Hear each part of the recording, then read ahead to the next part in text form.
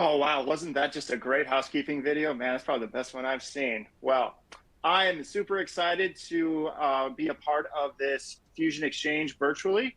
And without any further ado, we're just going to kick it off because we only got so much time, everyone. So I love starting these presentations and really anything with just a quote because I think it just lines everything up. And I think this one really resonates with what we're about to talk with today, which is if we fail to adapt, we fail to move forward. And when I see this quote, it really speaks to me in terms of what has kind of been put to the wayside over the years. Things like renting movies or maybe even getting a paper ticket for an airline. Now, these things were pretty predominant in the past couple of years, but now they've kind of been adapted to this new virtual or more mobile centric environment. And that's because companies have adapted, and those that didn't, well, you don't even hear about them anymore. So what we really want to highlight in this session is just the power of adapting and really some suggestions on how to do that as it pertains to your employees and the new workforce and programs around travel. So with that, I'm extremely excited to have the session, which is Adapting to the Next Gen Workforce, Thriving in a Changing World. How about that title? Pretty awesome. My name is Bob Hutton. I am a senior manager for go-to-market strategy at SAP Concur. I am joined today by my colleague, Amy Padgett, which is a VP of Travel Marketing Strategy at Concur, and Hansini Sharma. If you want to take a moment, both of you, to introduce yourselves. Thanks, Bob. Hi, everyone. It's great to be here today. I'm Amy Padgett, and as Bob mentioned, I'm responsible for travel marketing strategy. I've been in the corporate travel industry for nearly 25 years, probably more than 25 years. So I've seen a lot of change over time. It's been pretty interesting to watch, and I'm looking forward to talking about some of that evolution during this conversation. Hansini. Hello, everyone. Yeah, my name is Hansini Sharma, and I am the practice lead of corporate travel at Acquis Consulting Group. We're a boutique management consulting firm based in New York City. And I have been in the travel industry for about 15 years and have also seen a lot of change and also not change, which I think we'll talk a little bit about throughout the course of our conversation today. So thank you so much to the Concur team and Amy and Bob for having me on today. I think it'll be a fun conversation. Absolutely. As everyone can tell, these two individuals are extremely knowledgeable about what we're going to be talking about. So I hope everyone's ready for some lively conversation. So to really kick this off, we're going to talk about the new generation. So to be able to adapt to a new workforce, I believe it is just extremely important to really understand what defines this next generation employee. And it is essentially, it's deviated from past generations, and we just want to know, what defines this new group. So Amy, I believe there's some research on this topic. What are your thoughts on what defines that new generation? So we do have data, and I'll get into that one second, but I want to pick up on that movie reference you made. It reminds me of Netflix. So I was watching CBS Mornings, probably points to my generation and my love for network TV that I'm holding on to with a tight grip. But anyway, watching CBS Mornings, and Nate Burleson, one of the anchors, says, "Would you believe that they used to mail," or, he said, allegedly, they used to mail DVDs. Netflix did. And Gayle King said, "What? You are a grown man. Don't you remember when they mailed those DVDs?" But what's crazy is, and what really resonated with me is that that the technology evolved so elegantly over time, and it evolved with technology as it was building. So it reminds me that technology plays a critical part in our generational conversation. So we need to think about that and think about how quickly certain technology can, combine with our generational moves. So I think that's cool, and I'm going to touch on that throughout this conversation. That there are interesting parallels between technology and our generational evolution. So the stats, to answer your specific question, here are just a couple. So in 2025, which is literally only 2 years away. It's forecasted that Gen Z, so Gen Z are people born between 1997 and 2012, will comprise about 27% of the workforce among countries in the Organization for Economic Cooperation and Development. And in 2030, Gen Z will be the largest workforce demographic, just as Gen Alpha. So those folks born from 2013 to today, they'll begin entering the workforce then. So Gen Z, let's talk about these guys. They have an organic reliance on technology. They are essentially the first generation of digital natives.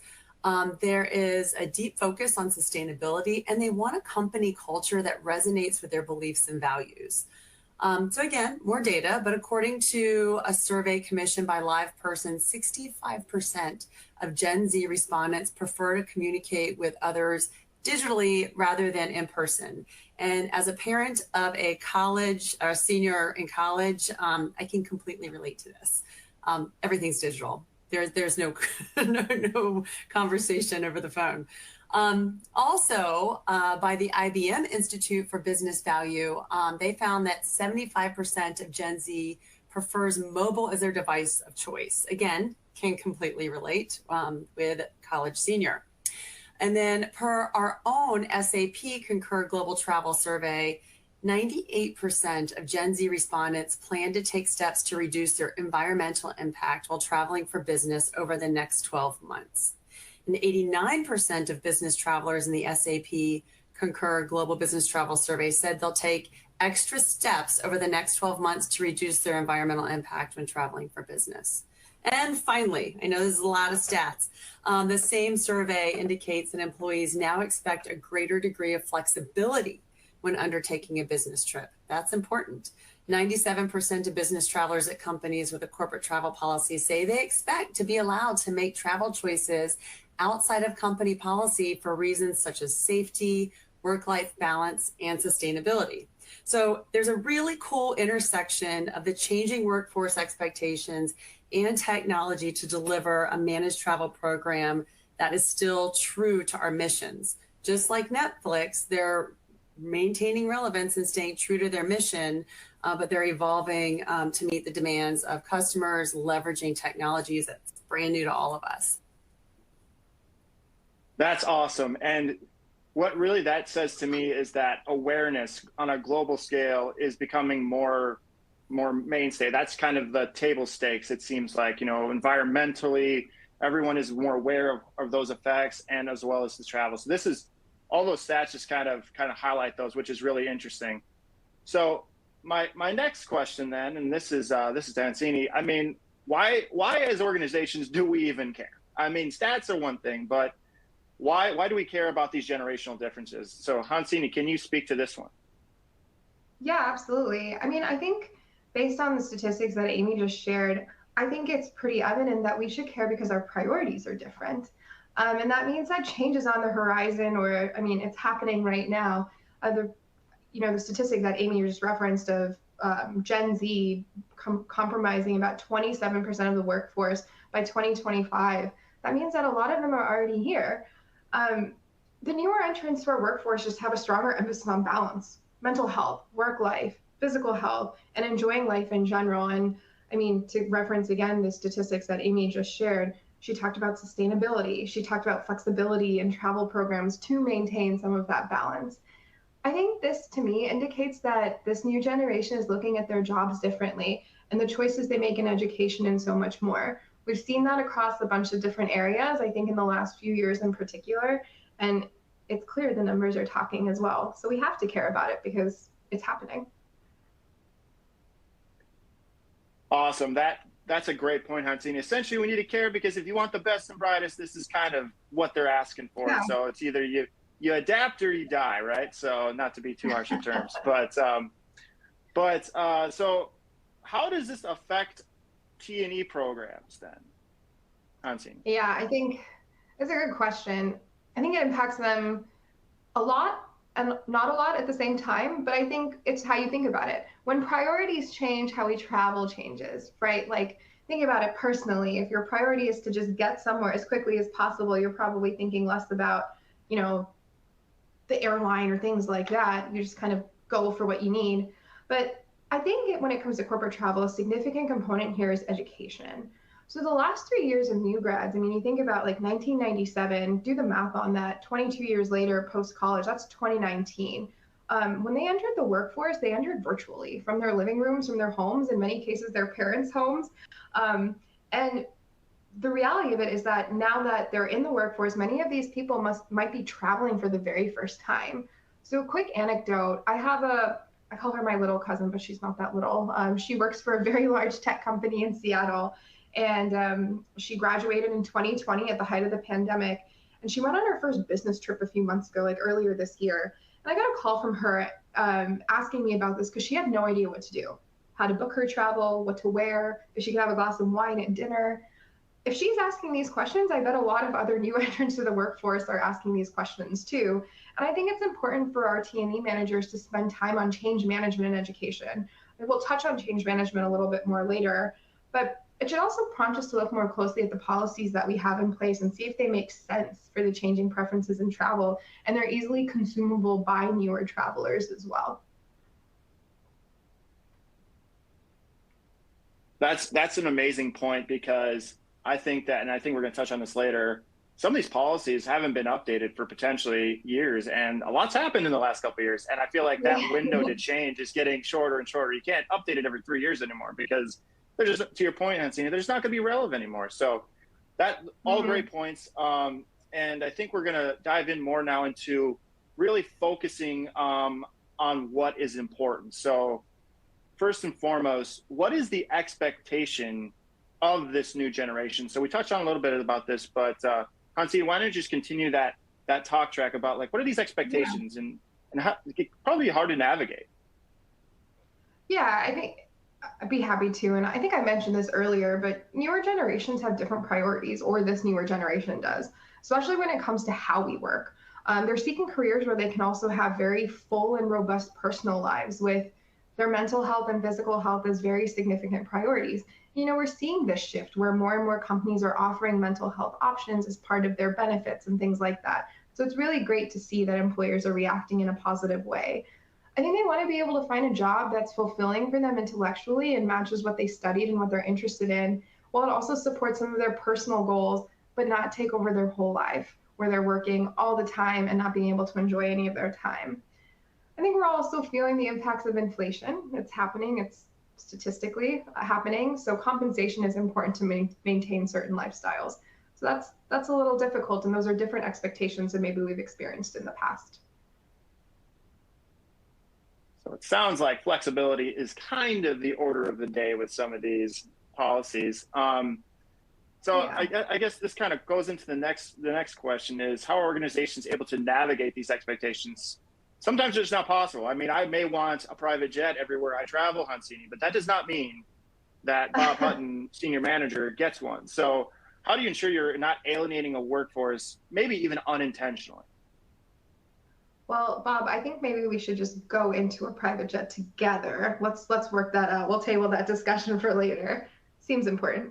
But joking aside, I think what's important to note here, while expectations have changed from this newer generation, is that the work we do hasn't changed that much at a high level. Obviously, the projects we're taking on and things are different, but as an example, industries like professional services, I'm a management consultant, and finance are still time-intensive careers. I think just the nature of the work that we do is like that. And that's just kind of commonly known when you go into a career like this.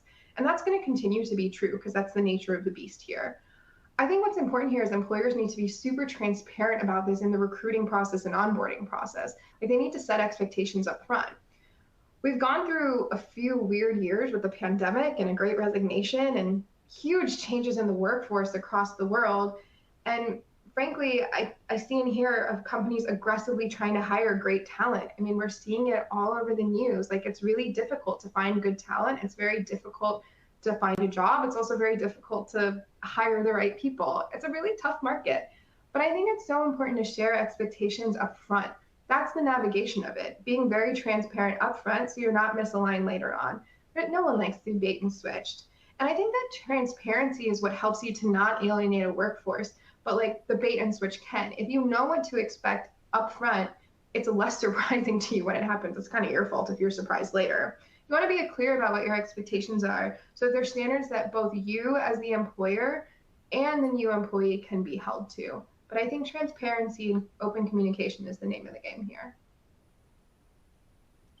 Absolutely. Love that. Transparency is always a good idea. And kind of going a little bit further down this path, because I think technology really does play a hand in this. So, Amy, I know you've seen this from previous work and now your current role, and you've touched on it already a little bit in this session. So, what are your thoughts on how technology plays into this paradigm shift? Well, clearly the pace of digital transformation is speeding up. And as a matter of fact, another stat for you all, according to Becoming More Efficient, Oxford Economics, 76% of enterprise finance and IT leaders agree that the pace of digital transformation at their organization is speeding up. And nearly 3/4 of executives agree that the increased use of AI and machine learning provide opportunities to increase efficiency and productivity. So as Hansini suggests, it's a balance. It's really important to balance new generational expectations against the jobs that they need to do and with this evolving technology. SAP Concur has been thinking about this for a really long time. So again, back to my Netflix analogy, our business actually started out, we were called Portable Software, Concur was, and we were selling expense reporting disks at Office Max 30 years ago. Today, we're leveraging solutions like TripLink to deliver flexibility to the traveler and also insight to the travel manager. We're incorporating even more sustainability tools into our products. We're working with partners like Thrust Carbon and Choose to embed carbon calculations into our online booking tool.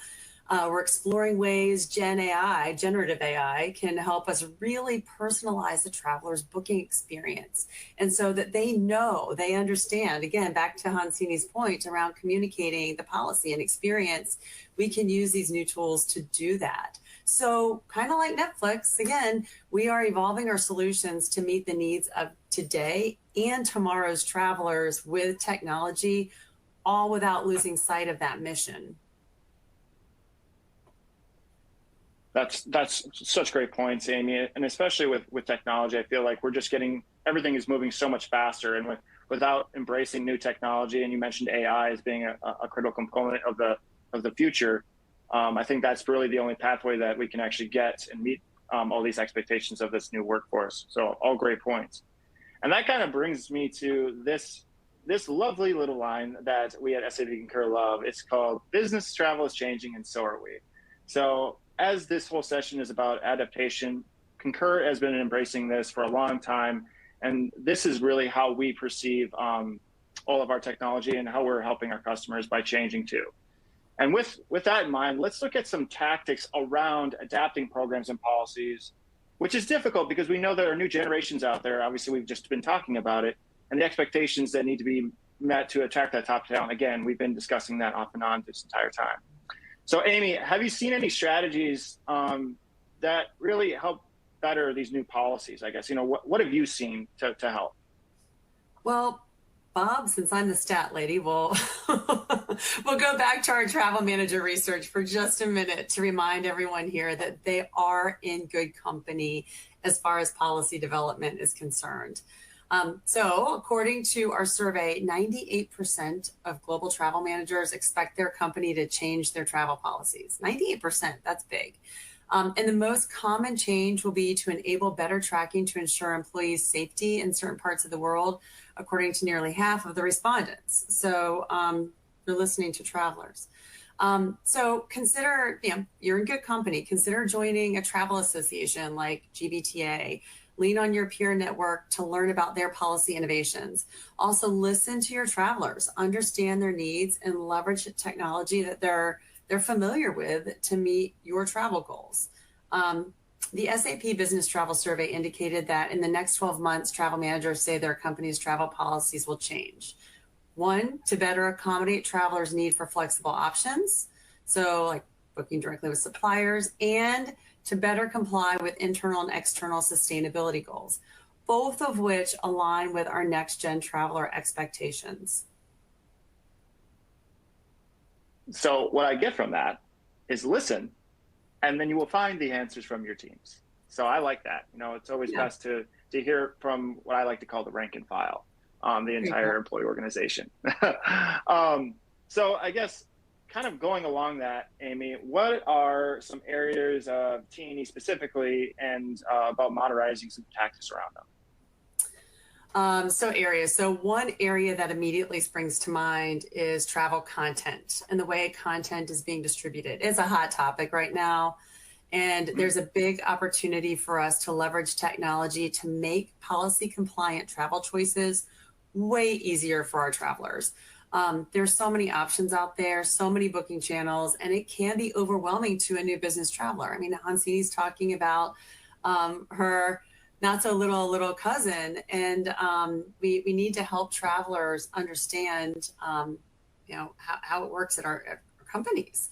And so we are using technology to bring all the options into one place to give travelers the options that they are right for them, but then also give travel managers visibility into what they need. Perfect. Now, I know we're kind of beating technology a lot, but it's very, very important. So when we're thinking about that program strategy, what's a specific area I think that we can maybe highlight to enable it better? Mobile. So we heard earlier that mobile is key to this generation and the next. So mobile capabilities are the enabler for policy management. That's the top enabler, I think. And then of course, we are exploring AI and machine learning. Couldn't agree more. Love me some mobile parity. So thanks for that, Amy. And then shifting gears a little bit, since there is obviously a lot of change happening, how do we navigate deploying these new programs? So we kind of got some strategies from Amy about how to develop them, but sometimes change is hard. So Hansini, do you have any thoughts around how we can, our customers and individuals on the call today can actually navigate that a little bit easier? Yeah, I think the words are on the side here. Change management. I think that this is the most slept on strategy in any organization. You have to think through how to best communicate to your people. Everyone learns differently. It's kind of like when we were in school. Some people read by reading, listening, doing. That doesn't really change. So whether it be through videos, emails, texts, posters, internet ads, you name it, you can get really creative here. I've seen organizations host online sessions that are themed, which are super fun, send interesting and catchy text messages, create beautiful emails, leveraging some design software.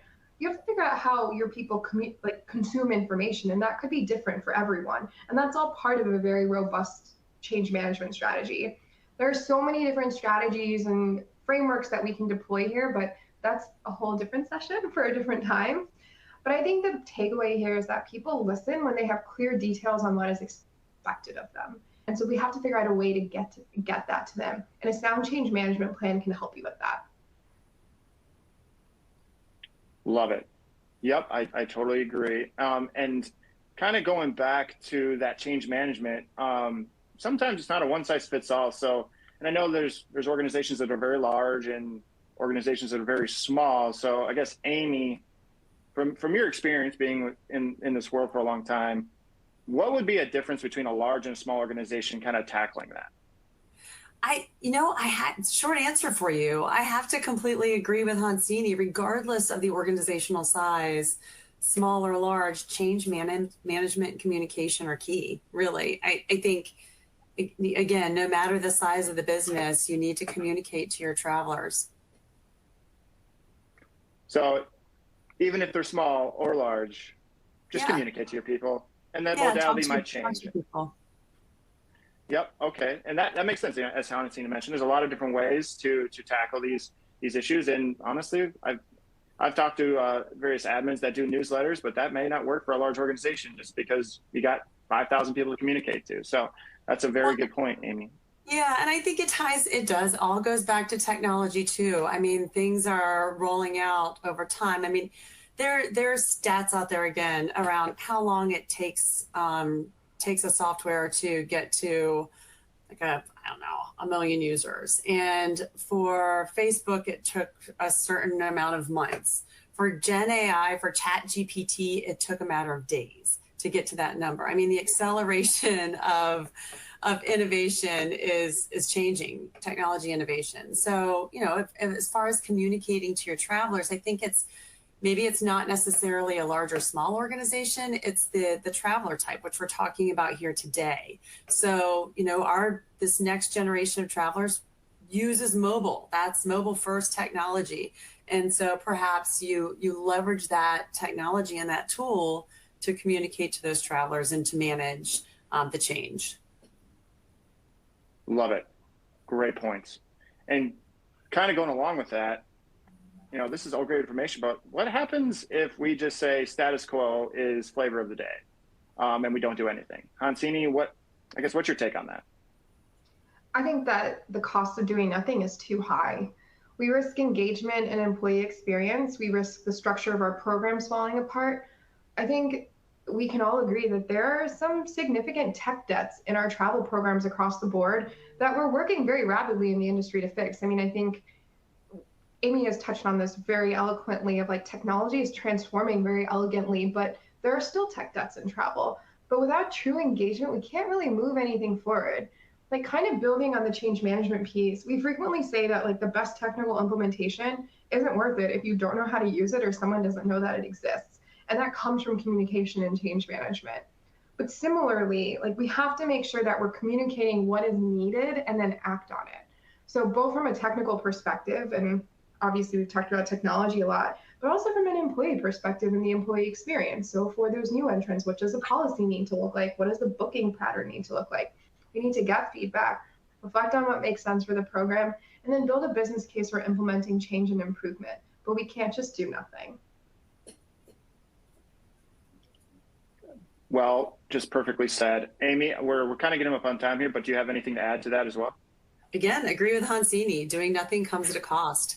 If we're all agreeable here, but really it is true. If you're not responding to the needs of your travelers through policy adjustments and technology and talking to your travelers, you could really run the risk of duty of care issues, productivity issues, or worse, you can miss out on that great talent. So doing nothing comes at a cost. Well, and hopefully everyone today got some nuggets on how to move forward and not be stuck in that let's do nothing phase. So this has all been great discussion. We are coming up on time. So wrapping up, just to highlight the three key areas, is the new generation of workforces here. There's going to be expectations, and it's good to understand, speak with your people, and be very transparent, as Hansini and Amy mentioned.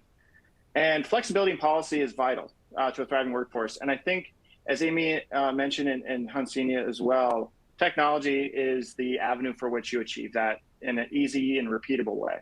So those are three main points. Couple of wrap-up items here. If you do want to get involved, we have the SAP Concur community, which is a great forum for administrators. We also have SAP Concur champions. You will be able to get these links and get as involved as you wish.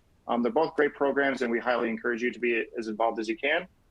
Also, there is a feedback and survey that we ask that everyone participate in. That's how these sessions get better. Again, we like to listen as well. So please fill out that survey and be as honest as you can. And thank you very much for joining us today.